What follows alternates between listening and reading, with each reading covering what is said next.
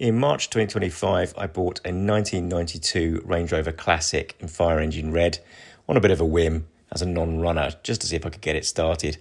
Unfortunately, as things go, I named it and now I'm keeping it. So welcome to the journey of restoring Clifford, the big red Range Rover.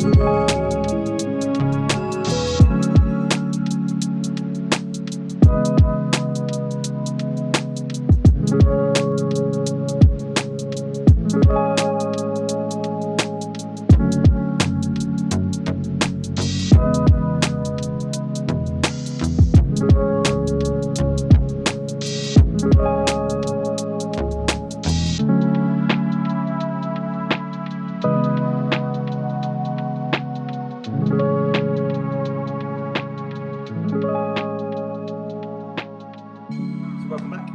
Again, it is an absolutely beautiful summer's day in England, in balmy, I don't even know. It's meant to get 20, it's meant to get to 21, I reckon it's around 20-ish. It's certainly nice and warm. Yeah. So, we talk about weather a lot in England, as you might have noticed. We do, yeah.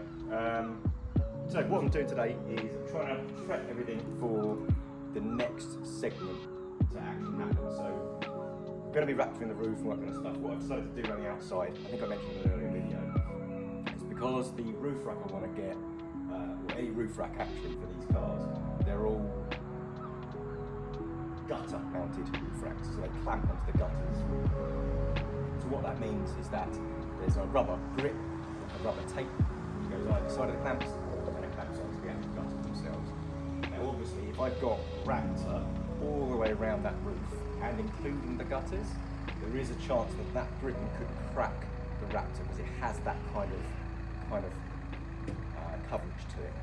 So I'm satin blacking all the way around the roof gutter and up to probably about a centimetre up inside the gutter. You won't be able to see from here. And then the roof will get rapted. So what that means is then I've checked all of the seals ready for the windscreen. And they're going to be satin black, so I'm going to prime them. I'm just going to wipe everything down, just prime everything grey primer, make sure it's really nicely covered. If there's any filling that needs doing, I'm going to fill that too. Then I'll be ready to put the new window seal, satin black, sorry, then I'll be ready to put the new window seal in and the original windscreen. Now I'm not doing that bit yet, I'm not putting the windscreen in yet. As tempting as it is, because I'm like that, I know I'm going to regret it because I don't want to take the dashboard out and all that kind of stuff, so it makes sense to do all of that stuff whilst the windscreen's out. So what I'm trying to get to is, when I'm ready to put the windscreen back in, I've done the dashboard, what I then don't want to do, oh, I haven't done the seals yet, oh, I haven't done the satin blacking yet. So I'm kind of trying to finish one thing at a time, which I'm really not very good at, you may have noticed. So I'm going to finish sanding all that down, give it a wipe down, I'm going to etch prime, probably just a great body prime the window surround, so that gutter, inside the gutter. I may do the way around the car, but at the moment I'm just focusing on the front windscreen. Down the A posts and along the bottom section of that windscreen joint as well. Then make sure everything's okay, give it a quick wipe down, then satin black that. Then that bit's done, and I can work my way around the roof doing the rest of the gutters in satin black as well. Then I'll be in a position to raptor the roof. I do still need to do those body repairs. I need to fill those holes in. Have decided to get some sheet aluminium, pop it underneath. I'm going to araldite it or JB weld it or metal fillet, metal weld it into, not actual welding, but like metal glue it underneath the ceiling. It's very thin anyway, and then literally do a skim of filler over the top, and that should be absolutely fine. It's going to be literally 1 mil thick, 2 mil thick maybe. So I'll do all the holes that way to make them all nice and smooth, and then I can wrap to the roof. You, Paul, maybe your emails have been going to my junk mail because I've not been getting your messages from you, Paul. So you, Paul Raptor, I'm sure you wanna sponsor this. I'll keep asking you because I really need to buy the paint. Haven't had to see your email yet, so you might just want to check your sent items, make sure it's getting through okay.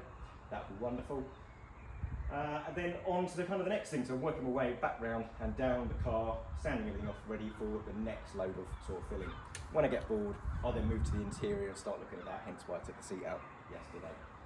So yeah, I'm going to carry on with a bit more of sanding, prepping, and then a bit of painting.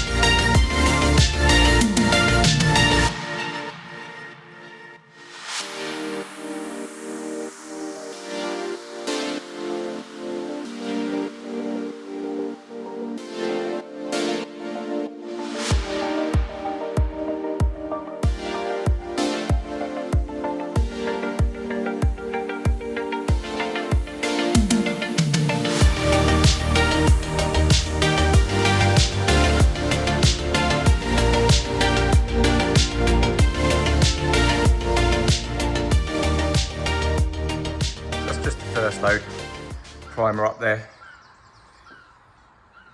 Quite good coverage actually, to be fair.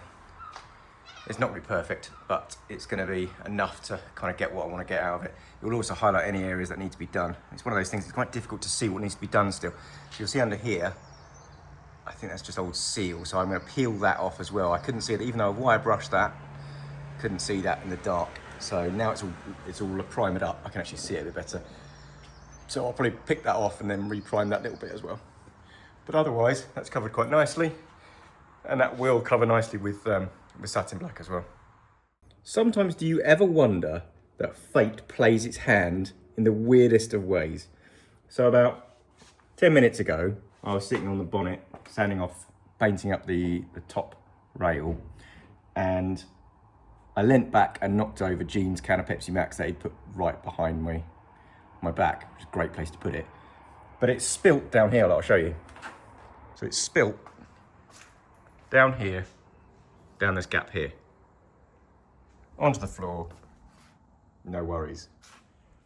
Now, I've come across to clean the interior, because I was just looking up where the inertia switch was, familiarising myself, just about to hoover everything up. Look. See it move it. We have a Pepsi Max leak. So, it's literally shown where the leak has been coming from into the footwell. I mean, you could not make this stuff up. So, honestly, you couldn't make it up. I'm just having the bonnet one-handed, 1 second.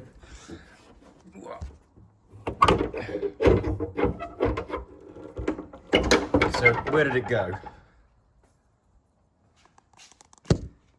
It went down there, look. That's where it's sitting. So it went down through there, look. Sitting on the top of that. And straight down into the footwell. How funny is that? Honestly, I mean, it's like, you know, you can use like that luminous fluid to try and work out where something's coming from. I mean, that's just nuts, isn't it?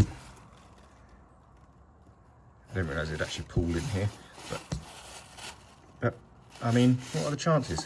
It's not come from here, I don't think, because that's pretty solid. Yeah, it's come from, yeah, that's fine in there. It's come from behind that. Nuts, isn't it? Isn't that crazy? So yeah, I'll be taking all this lot out, taking that panel off and resealing that, because it's not Pepsi Max proof.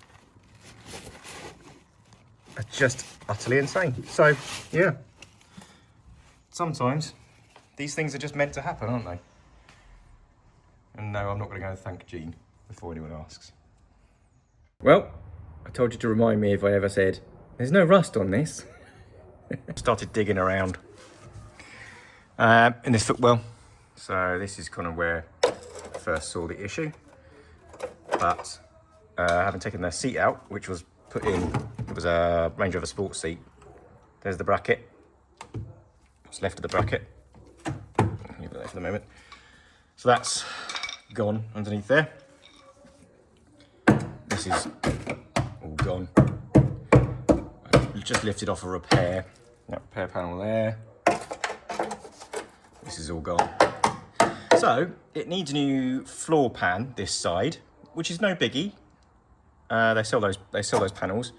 This is starting to look a bit worse for wear here as well. The actual, this bit here is outer. I can't remember what they call this. They're not outriggers, are they? I don't think. It's just the sill, I think. So I'll cut that all away, but more importantly, I just put my screwdriver straight through the A-post, the bottom of the A-post, which looked pretty strong, to be fair. It's had repairs on it here.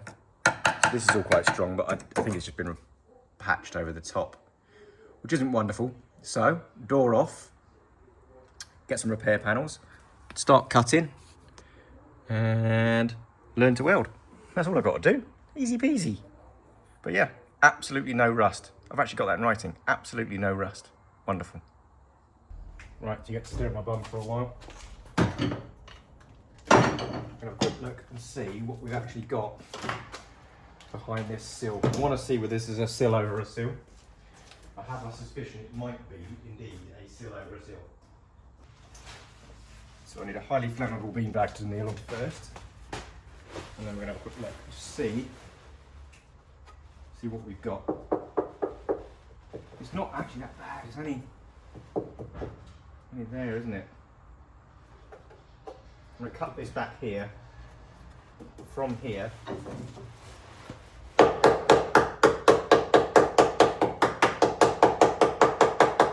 That's solid there. So I'm going to cut here, from almost where that mount starts. I might just get a pen actually, just so I can mark up what I'm going to cut.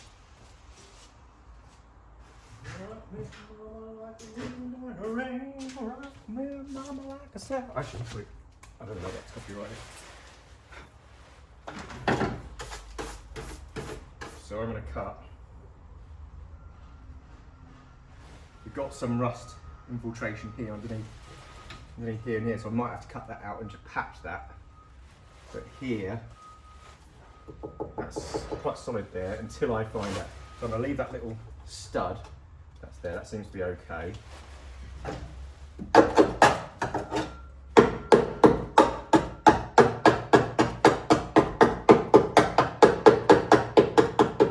Yeah, it's pretty solid there. So I'm gonna cut here.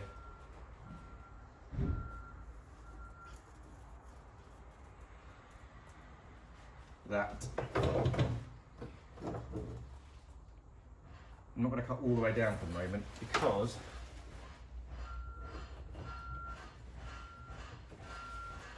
So the brake lines sit behind here. So the brake lines sit along like an L bracket that go all the way along, goes all the way along underneath this join of the sill panel and the tunnel panel. So yeah, that's around there. So and the brake lines are that side, so they're running along here.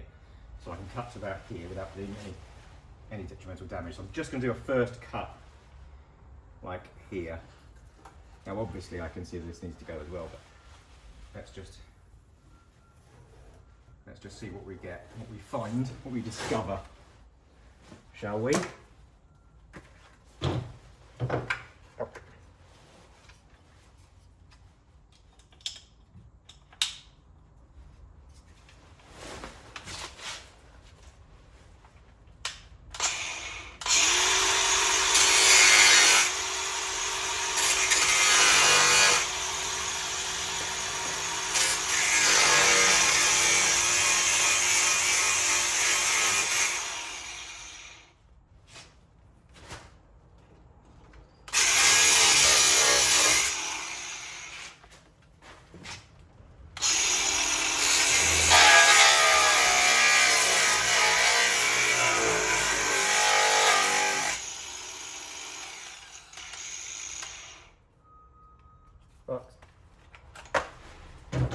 Easy with a good battery, wouldn't it?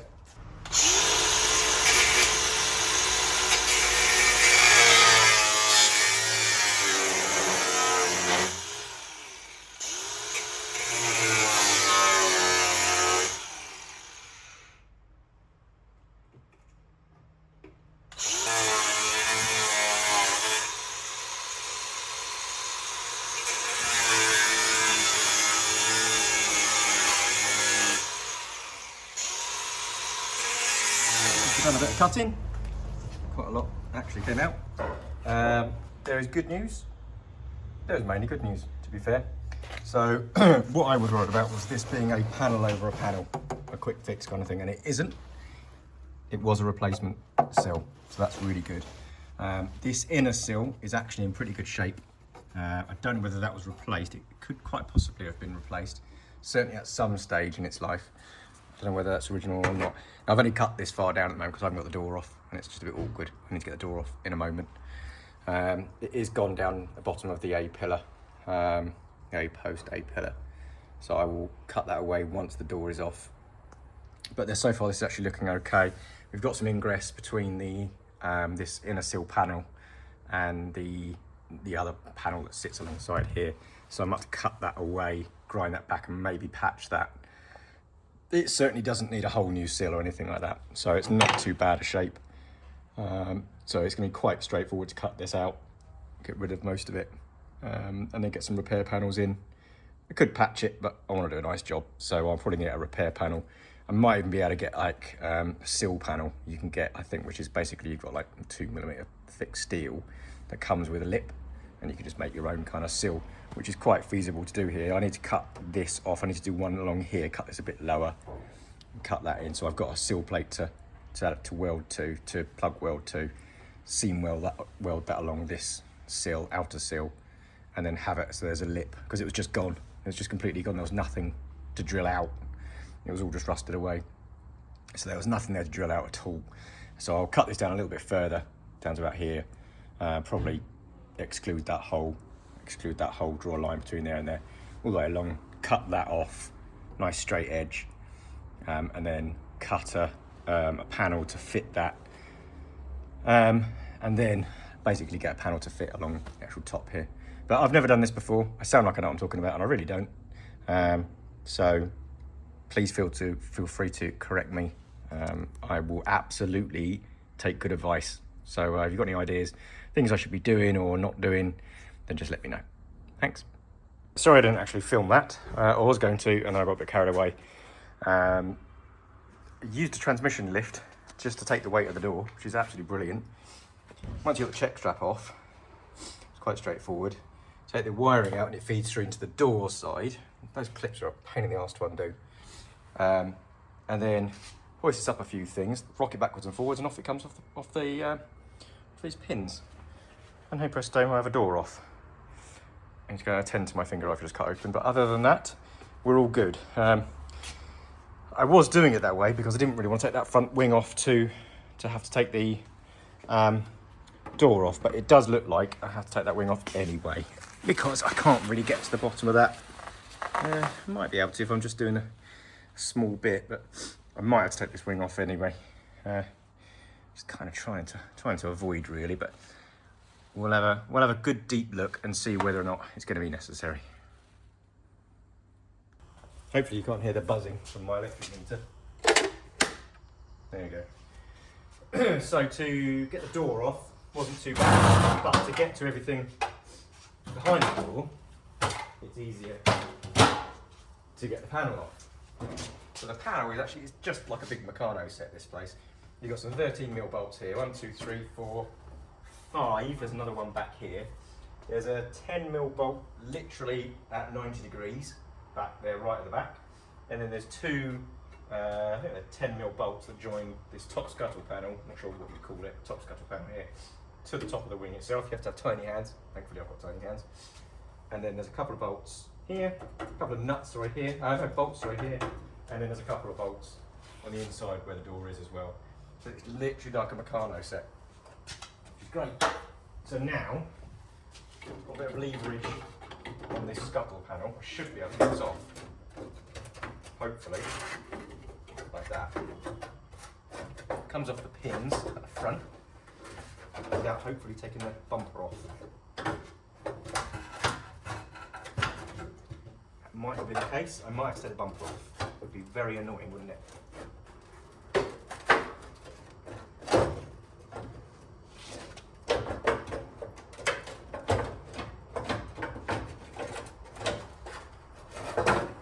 Oh, look at that.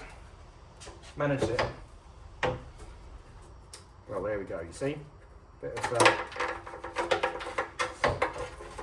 you gonna go through? No, you're not. Oh, full butt connectors everywhere. Right.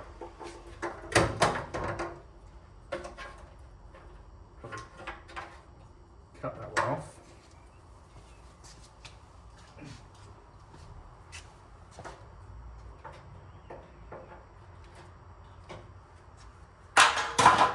And there we go. We have a wing off. We have a wing and a door off. Wing and a prayer. Which is fine because I can strip those on the workbench. I can probably even wrap them on the workbench as well, to be fair. That might be an easy thing to do. So I've now got full access to this scuttle panel. And again, I can probably take that off with the bonnet and paint that as well. Now I can get to the A-post, which is what I wanted to do in the first place. So with the door off and the wing off, I now have access to everything I need. So here is, I think this is where you can see, I'm pretty sure that this is a repair panel that's been put over the top of a panel, I think. I might be wrong, but we'll have a look when this comes off. But I'm not going to chop around this too much because that's pretty strong, that. That is very strong, in fact, actually.